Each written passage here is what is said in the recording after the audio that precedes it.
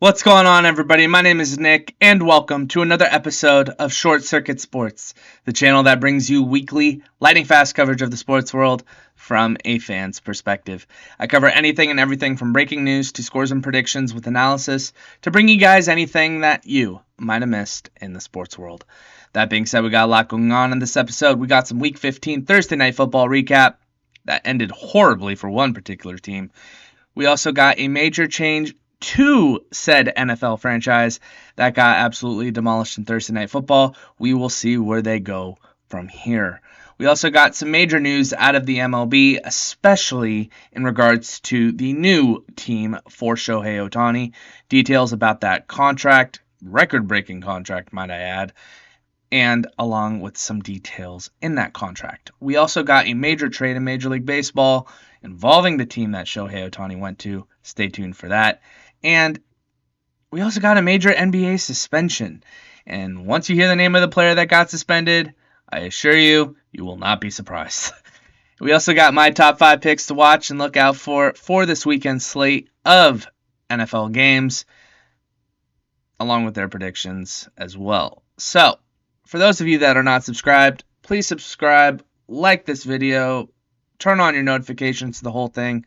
Would really mean a lot to me. Would really help the channel out as well.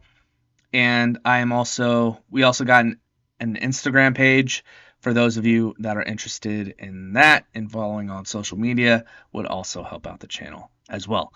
So, without further introduction, stay plugged in, stay charged up, and let's get into it.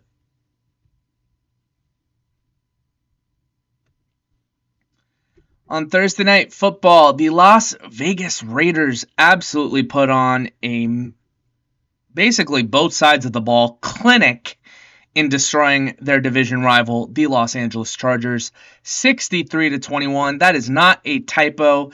They almost matched the scoring outburst from the Miami Dolphins earlier in the season. Quarterback Aiden O'Connell put on an absolute show, putting up over 240 yards and 4 touchdowns. It was really a domination from start to finish. The Raiders had it in the bag from the opening kick. The Chargers just put up a lackluster effort on both sides of the ball. They were down 42-0 at halftime. They gave up 21 points in the first quarter alone. It was absolute domination from the Raiders. That's the word of the day. Domination. And the Chargers, I mean, what more can you really say? They lost their franchise quarterback to a season-ending index finger injury in Justin Herbert. Backup quarterback Easton Stick did everything he could to keep them in this game, putting up over 250 yards and 3 touchdowns, but he had really no run game all game long, and his team spotted up 4 fumbles. Granted, 2 of them were on Easton, but not by choice. He was pretty much under pressure from the Raiders' defensive line all game long. Guys were dropping passes. It was really ugly from the Chargers. And if you are a Chargers fan, it was incredibly hard to watch this game. You most likely turned it off after halftime. But, I mean, for those of you that are average fans, this is the picture-perfect way to get fired if you're Brandon Staley. And, I mean, it looked like his guys quit on him pretty much from the first quarter on. Linemen were jogging. They weren't going full speed. Guys on defense, like former Pro Bowl safety Derwin James, were getting absolutely burned on the back end by these Raiders receivers. Devontae Adams had a really good day, 8 receptions, over 100 yards, and a touchdown.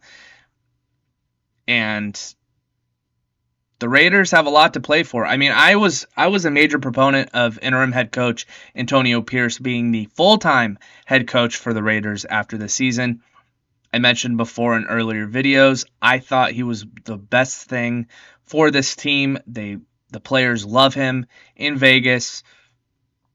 I think that if Antonio Pierce is the head coach for the Raiders moving forward, this Raiders team is going to be a team that no one really wants to play. And on the flip side of that, you've got a coach that no players wanted to play for at this point, and it showed. As yesterday morning, the Los Angeles Chargers officially moved on from head coach Brandon Staley and GM Tom Telesco. Major decision by controlling owner Dean Spanos. They clean house after what has been an pretty embarrassing head coaching tenure from Staley, and in 11 years, Tom Telesco hasn't made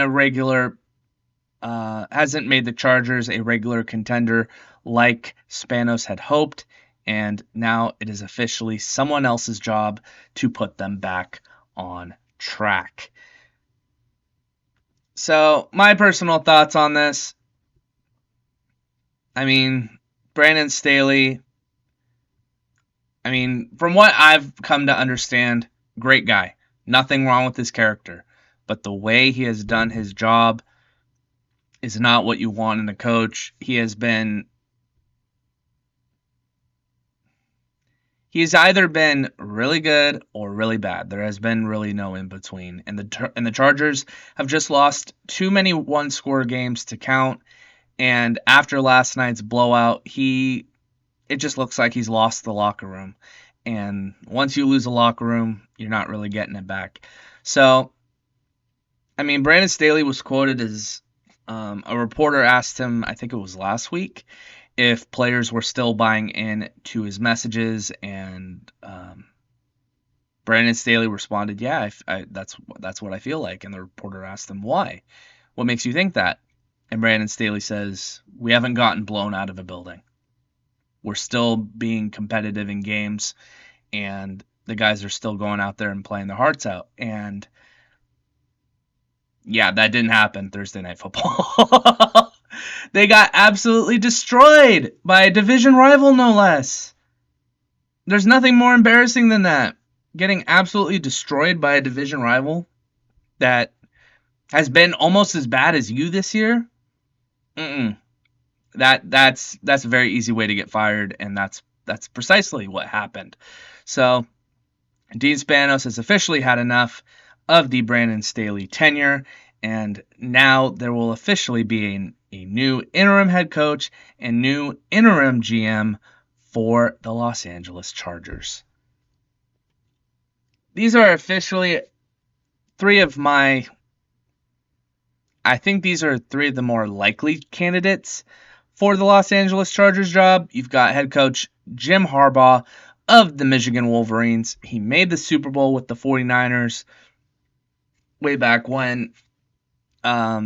He ended up losing to his brother John Harbaugh in the Super Bowl, but he has experience. He is a former Chargers quarterback in his own right. A little bit of trivia for you, but he also, he's an experienced head coach. He has the Michigan Wolverines in the college football playoff.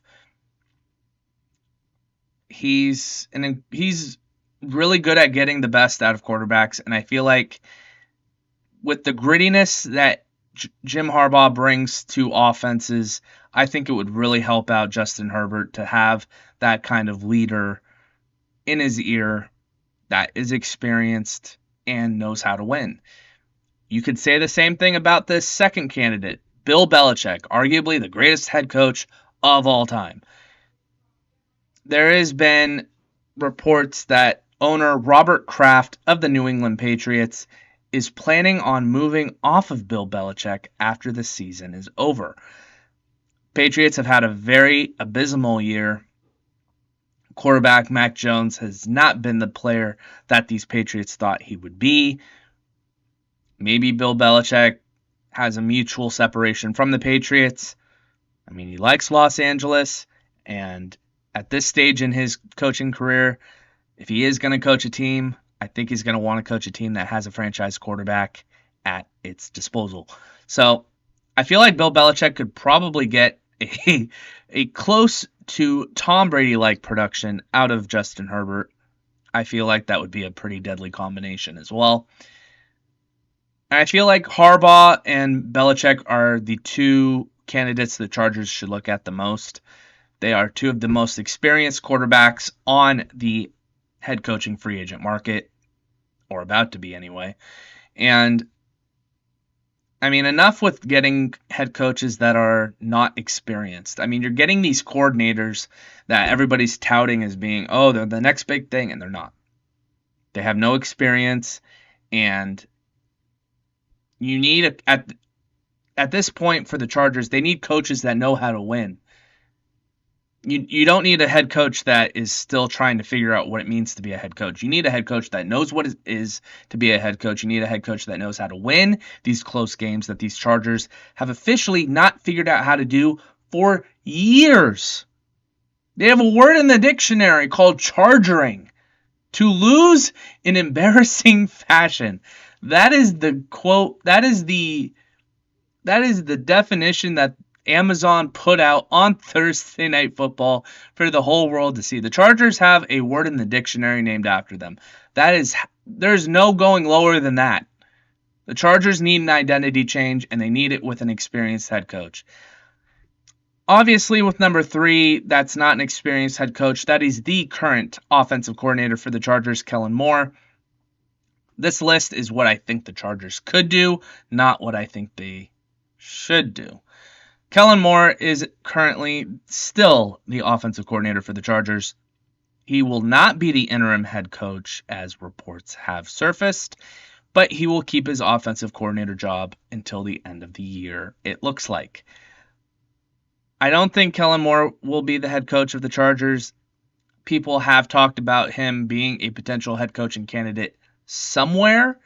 I don't think it's going to be for the Chargers. He is a bright young mind in the NFL, but he has only had 1 year with Justin Herbert, and it's been a pretty down year for Herbert, to be honest. So, personally, Jim Harbaugh, Bill Belichick, I think those are the ways the Chargers want to go. And if you're Dean Spanos, you need an identity change, and there's no quicker way to change your identity than picking up two of the better head coaches that I have seen in a very long time. Moving on to baseball. So for those of you that watch this channel episode to episode, this is the 3rd week in a row that I put up this graphic of Shohei Ohtani with all of these teams surrounding him, and this will officially be the last week of that. You had the Toronto Blue Jays, San Francisco Giants, you had the Los Angeles Angels and Dodgers, along with the Chicago Cubs, all interested in the two-way superstar known as Shohei Ohtani, a.k.a. the Unicorn. One of the best talents in baseball, one of the best talents baseball has ever seen, and he has officially made his decision as to where he is going to go. He is officially a Los Angeles Dodgers, folks. $700 million for 10 years. He's probably going to finish his career with the Los Angeles Dodgers, for those of you that were hoping that he would go to your team. What else is there to say? He goes to one of the better franchises in baseball for a king's ransom, from what it looks like. And he teams up with Mookie Betts, Freddie Freeman, Will Smith. He gets to possibly combine his talents with Clayton Kershaw. I mean, the Dodgers got embarrassed this past season in the postseason. And they are aiming to get back to the World Series and prove that they are the winning franchise that everybody doesn't think they are. Because they have made the postseason year after year with really no success except for that COVID year. It was a shortened season in the bubble. The Dodgers hope that they can officially win a regular postseason title. And They get one of the better pieces on the market that they could have gotten in Shohei Ohtani. It is the largest contract in sports history, officially eclipsing Lionel Messi's $673 million contract with FC Barcelona. I mean, the Dodgers paid him a king's ransom because they know they're going to get a king's ransom out of Shohei Ohtani. Ticket prices have already gone through the roof, and I believe Shohei Ohtani just set the record, also beating Lionel Messi's record, of most jerseys sold in a 48-hour period of getting posted. Absolutely insane what the Shohei Ohtani market, media market especially, it's crazy to see what that's like in Los Angeles. And now with Los Angeles's premier baseball destination. No offense to the Los Angeles Angels, but the Dodgers run LA's baseball market, and now they get the player that, in general, runs the market. Absolutely insane. His contract, though, absolutely team-friendly. He is deferring $680 million of that deal. He will be making $2 million a year for his annual salary. $68 million of his $70 million per year until after the completion of the contract. The deferred money is to be paid out without interest from 2034 to 2043. So, what this basically tells me, just a quick note, Shohei Ohtani wants the Dodgers to win. He wants to win with the Dodgers. Best way to do that, free up cap space, let the Dodgers go out and sign additional pieces to help this team win. And, I mean, Shohei Ohtani is going to get paid for years after he's done playing baseball. He's gotten the king's ransom that everyone really wants in baseball. They want that big contract. Shohei Ohtani just got it. But now he's like, you know what? I've got it, but I want it spread out.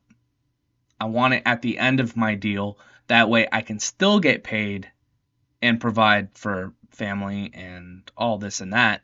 But while I am playing here, while I am a Los Angeles Dodger, I want to win. Best way to do that, bring guys in. And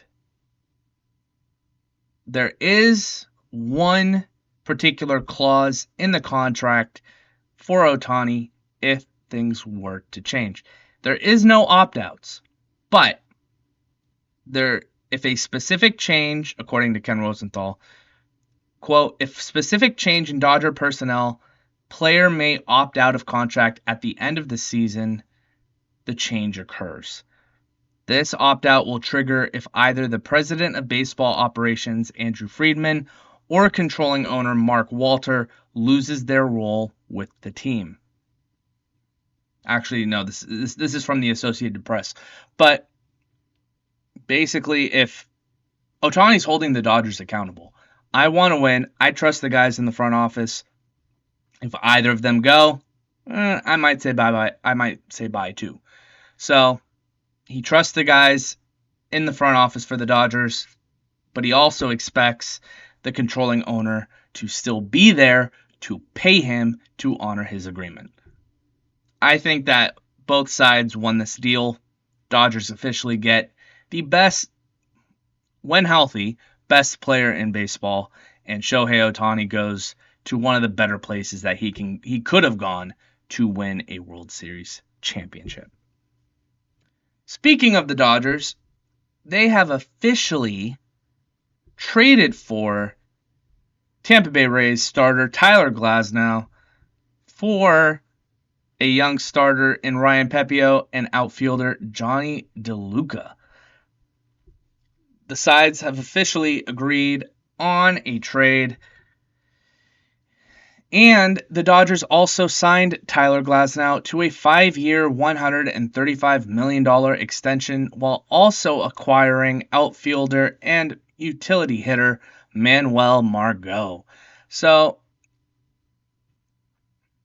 I think the Dodgers absolutely won this trade. When healthy, Tyler Glasnow is one of the better pitchers in baseball, one of the better arms that I've seen. He's an incredibly good pitcher when healthy. And that's always the question, when healthy. And he's been hurt. The Dodgers do have one of the better medical staffs in baseball. I would be remiss if I didn't think that the Dodgers staff could bring Glasnow back to the dominant starter that he is. And I mean, if healthy, the Dodgers could very well have one of the better rotations next year. Granted, Clayton Kershaw is on his way out, but they are getting Walker Buehler back from injury. You've got Shohei Ohtani coming back from injury, and now you've got Tyler Glasnow. Great 1-2-3 punch. Say it with me, folks. When healthy. Dodgers are taking a major risk here, but they don't have to give up much. They give up a bright young starter in Ryan Pepio, who still needs to develop, and outfielder Johnny DeLuca, who probably wasn't going to see a lot of playing time in the Dodgers' crowded outfield roster anyway. So the Dodgers go out and get a top flight starter to combine with Shohei Ohtani. Moving on to the NBA. The NBA has officially suspended Draymond Green indefinitely, forward for the Golden State Warriors. The incident occurred in the Warriors' loss to the Suns, I believe 4 days ago, and Draymond Green was ejected for striking Jusuf Nurkic in the face. According to Draymond, it was to sell a foul. What? He received a flagrant foul too and was promptly ejected. And he will be required to meet certain league and team conditions before he returns to play. There's really not a whole lot I'm going to say about this. Draymond Green has a horrible history of I call it basketball domestic violence. That's pretty much what this is. I mean, he's gotten ejected, I believe, from the finals for hitting players below the groin.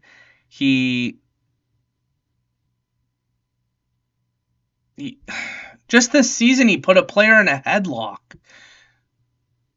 I mean, his argument was that he was trying to separate his teammates, or he was trying to separate one of his teammates from Rudy Gobert, and he put Gobert in a headlock. What? And now he strikes Jusuf Nurkic in the face trying to sell a foul, and he's very unapologetic in that fact. And it's just, you can't do this. This is really bad for the game. Even Jusuf Nurkic is like, you got problems. Yeah, he does. And so the NBA is like, we're gonna put our foot down on this. And at what point do you say that this is enough's enough? He's a repeat offender. This is his third thing that I've mentioned, if not more. He's incredibly undisciplined. The Warriors continue to vouch for him. And he's a team leader on the Warriors, but what does that mean anymore? You're not showing a good example for the younger guys on your team. And now you're unavailable again. This is just embarrassing for the Warriors, and I mean, I wouldn't say kick Draymond out of the league indefinitely, but something's got to change with him, man. This is just embarrassing. Moving on, we got my top 5 picks for games to watch and look out for, along with their predictions for this weekend's slate of NFL games. I officially went 2-3 last week. Not my best week. Let's try and get back on track and go a clean 5-0 for this week. First off, we got the Minnesota Vikings at the Cincinnati Bengals. Battle of the backups. It's officially going to be Nick Mullins for the Vikings facing off against Jake Browning of the Bengals. Joshua Dobbs was a great story for the Vikings, and yet now officially he has been benched, and they're going to give Nick Mullins a shot at this.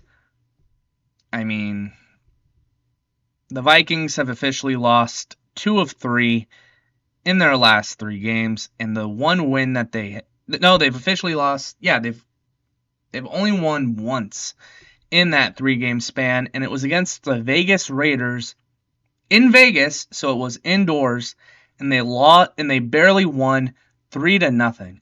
No offense in that game, and so now the Vikings are like, look, we're gonna try and make the playoffs right now. We still have a shot. We're still gonna try and compete, and we're gonna give another quarterback a shot. And so Nick Mullins is going to step in. Jake Browning has been playing lights out as a backup starter. He has officially won his last 2 starts, beating the Jacksonville Jaguars and Indianapolis Colts. Now they face the Vikings at home. I've got the Cincinnati Bengals winning this one. They are on the better upwards trend, and I feel like Jake Browning has what it takes to at least continue his very short reign of dominance against a quickly diminishing Minnesota Vikings team. Moving on, we got the Denver Broncos at the Detroit Lions. I've got the Broncos winning this one by 4. Let's face the music, folks. The Broncos are not the Broncos country. Let's ride. Floundering Broncos team of last year. Russell Wilson at least looks like Russell Wilson again. Sean Payton has done a very good job of turning this team around. At one point, they were the hottest team in the NFL, and they've officially won their last 2 of 3 games. Meanwhile, the Detroit Lions are coming off of a really bad loss against the Chicago Bears. They've officially split their last 4 games. They are 2-2 in their last 4. With the Broncos being on the upwards trend that they are, I think the Broncos have what it takes to win this game. It is in Detroit, so it's gonna be a very close game. I make the argument that the team that has the ball last is gonna probably win this game, but I've got the Denver Broncos pulling it out in Detroit. Moving on, we got the Philadelphia Eagles at the Seattle Seahawks. And I think I've got the Eagles winning this one, at least by a field goal. The Eagles have had probably one of the harder schedule stretches that I've seen from a team in a while. They had to face the Chiefs in Kansas City. They won that. They had to face the Buffalo Bills at home. They won that.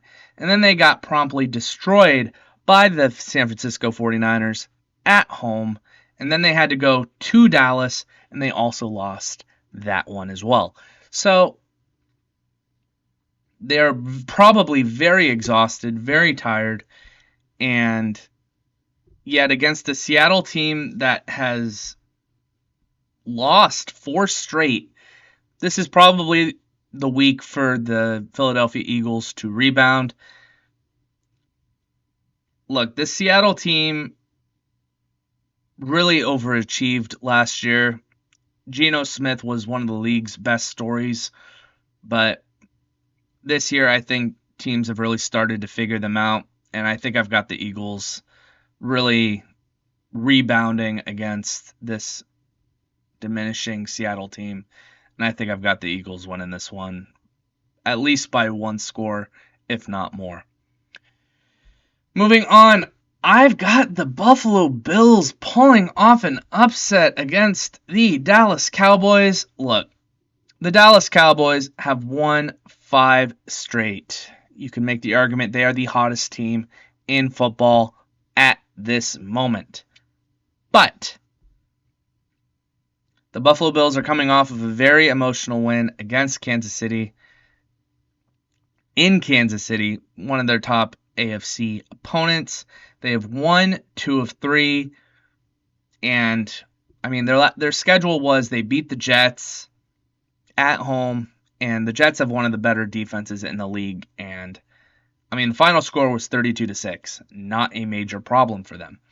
They then proceeded to lose at Philadelphia in overtime by 3. Final score was 37-34.